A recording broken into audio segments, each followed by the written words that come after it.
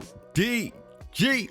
Lockdown gang in the building. First and foremost, glory to God. Thank you for giving us another day to do what we love to do. Today, we're talking about two important things. Number one, why is 2K so stingy with VC, man? Oh my God. And number two, the NBA 2K23 defense is amazing in only certain game modes. So stay tuned for that. But let's talk about this VC thing, man. The VC in this trick or treat was atrocious. I mean, atrocious. And the trick or treat event for me was abysmal, man. Like, we standing at this door and it just took forever. Like, you see that little ball right there on the right side, the little 23? It was taking forever. This is not no typo. This is not no, what's the name? Sometimes it would say I didn't have no gifts. Sometimes it wouldn't allow me to connect to the servers. It was rough. So I had to wait to about 11:30 to try to knock out all these trick-or-treating things. But look, you see this right here. Look how long it's taking me, man.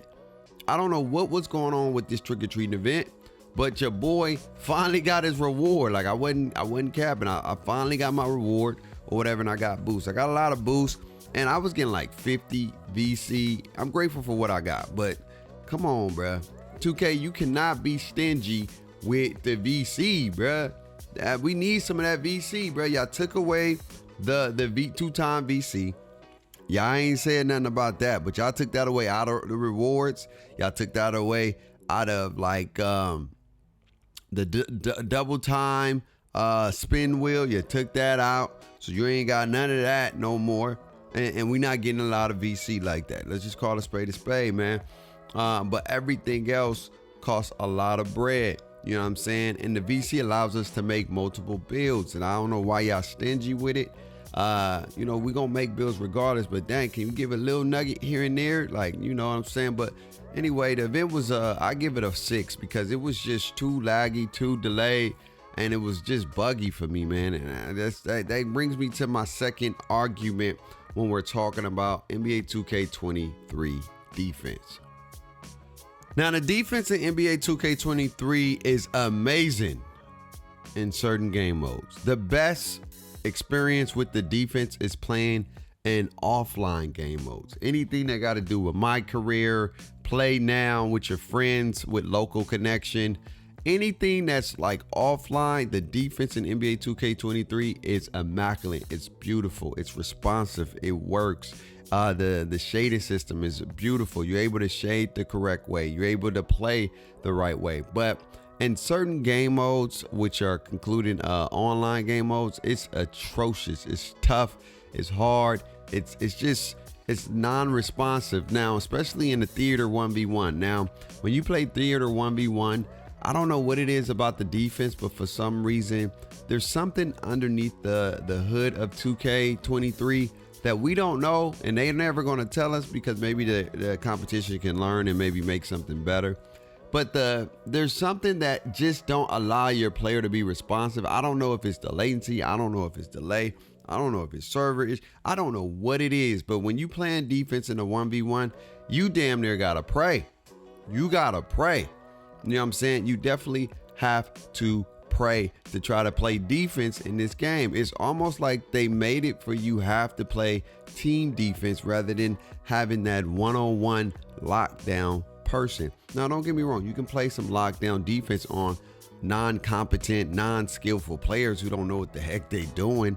But most of the people know how to at least speed boost and at least have some common sense in dribbling, and they can at least get you to the bucket.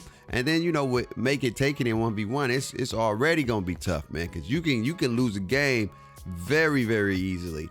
And we're gonna be breaking down some ways to try to play defense the best way you can in all modes.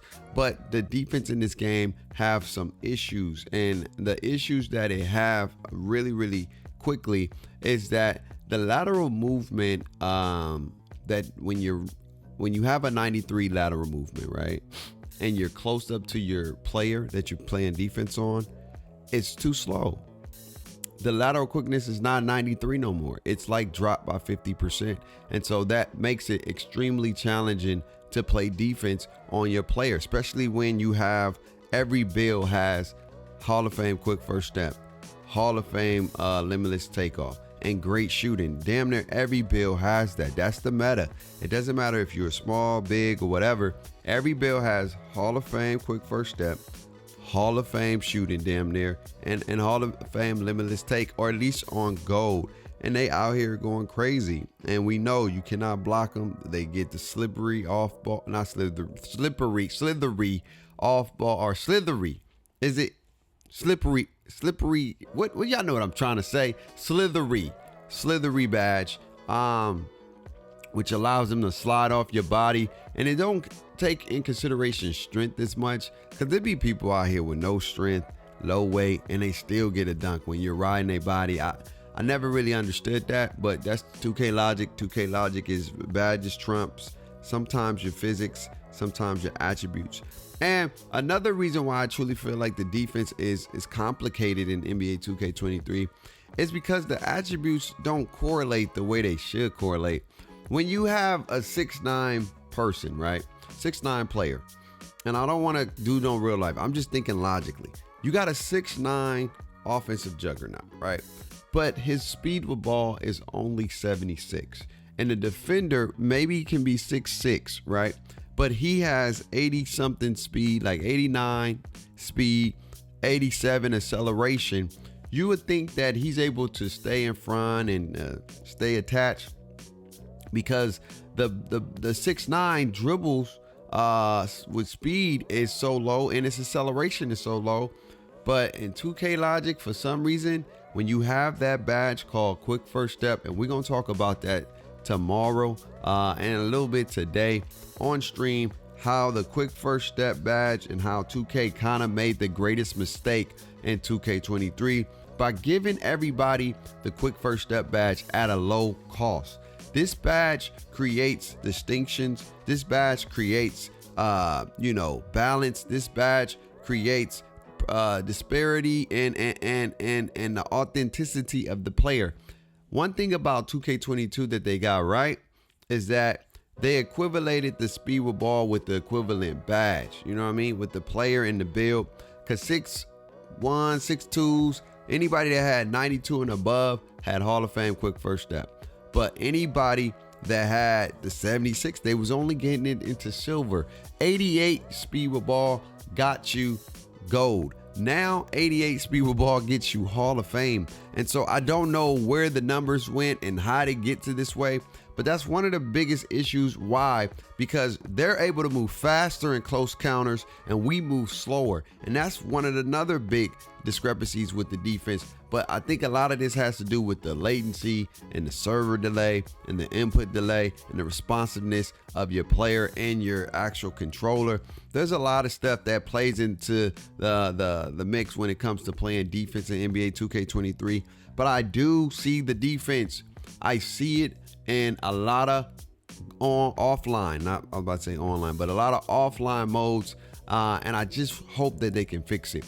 But let me know how you feel about the defense in NBA 2K23, and let me know what videos you want to see to help you improve your defense. Hey, live life, stress less, rock, and one of the best. Without God, my life would be a mess. Peace.